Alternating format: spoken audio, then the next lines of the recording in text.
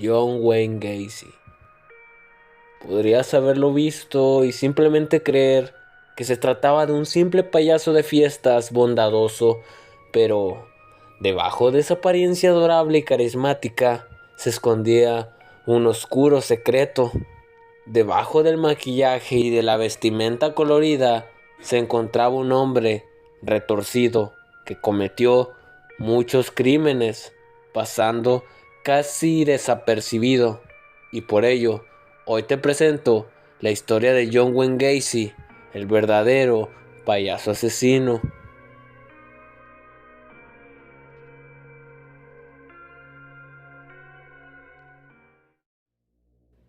John Wayne Gacy Jr. nació en Chicago, Illinois, en el año 1942, en un ambiente de abuso físico. Su padre, un alcohólico que golpeaba a su madre y criticaba a Gacy reiteradamente.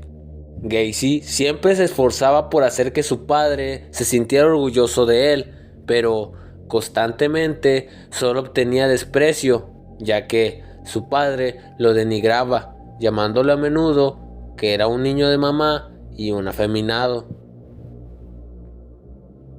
A la edad de los 9 años, fue abusado por un conocido de su familia, lo cual continuaría con el deterioro que ya le venía ocurriendo a la salud mental de Gacy.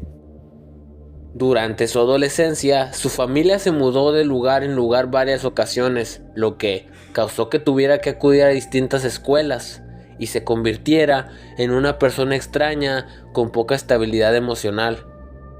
Pero, a pesar de todo, logró graduarse en gerencia empresarial en el Northwestern Business College. Cuando Gacy tenía 22 años, en el año 1964, por una promoción laboral, se fue a vivir a Springfield, en Illinois, donde conoció a una trabajadora llamada Marilyn Myers, con la que se casó en 1965. Los padres de esta habían adquirido varios locales de la franquicia Kentucky Fried Chicken, KFC, y le ofrecieron un puesto de gerente en Waterloo. Viviendo ahí tuvo 2 niños. Empezó a formar parte de organizaciones caritativas de la localidad. La vida de Gacy estaba llena de éxito y logros.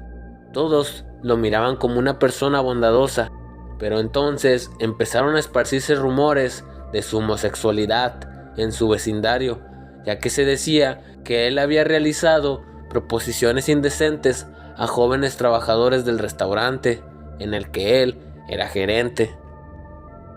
Entonces su matrimonio empezó a ir en declive, ya que le fue infiel a su esposa varias veces y empezó a consumir sustancias tóxicas.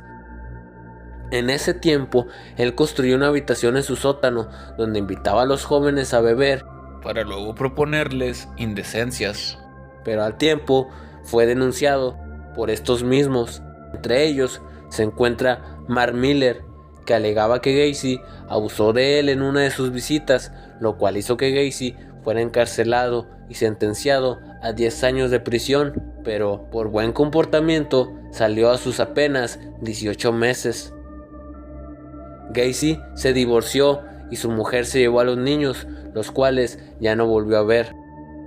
Al salir de la cárcel, Gacy volvió a casa de su madre en Illinois y entonces compró una casa en una zona de Chicago. Ahí, Gacy quiso dejar atrás su pasado. Era una persona amable y querida por todo el vecindario, porque organizaba barbacoas en su hogar y se disfrazaba de payaso para entretener a los más jóvenes y a los niños que estaban enfermos. Pocos vecinos podrían imaginarse la clase de persona que era Gacy. Él se hacía llamar como Pogo el payaso. En 1972 se casó con Carol Elof, pero su matrimonio fracasó y se divorció en 1976, ya que Gacy seguía mostrando su verdadera orientación. En su casa de Chicago llevó a cabo decenas de asesinatos de hombres jóvenes a los cuales invitaba a su casa y después terminaba torturando y privándolos de su vida. Hombres que iban entre los 14 a los 21 años de edad.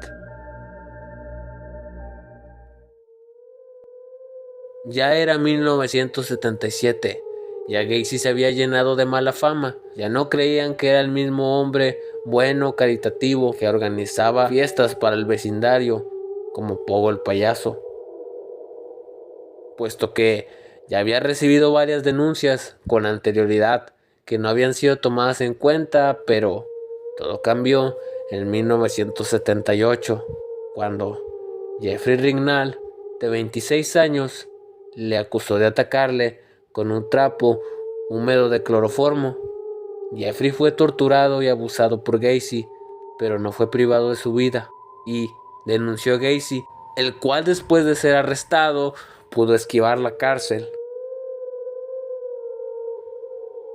Pero no tuvo tanta suerte con Robert Piest, su última víctima, ya que dejó varias pistas y no tuvo en cuenta que los padres del chico lo esperaban en casa y sabían que había ido a casa de Gacy.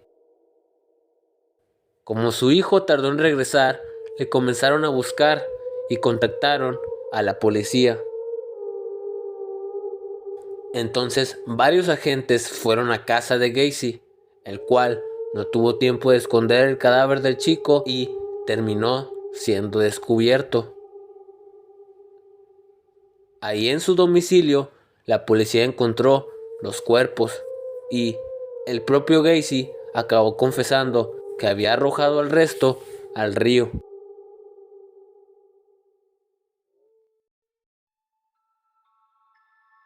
Después de años de terror y de fechorías y crímenes a los cuales no se les había hecho justicia, Gacy fue encarcelado para luego ser condenado a la pena de muerte y ejecutado en mayo de 1994.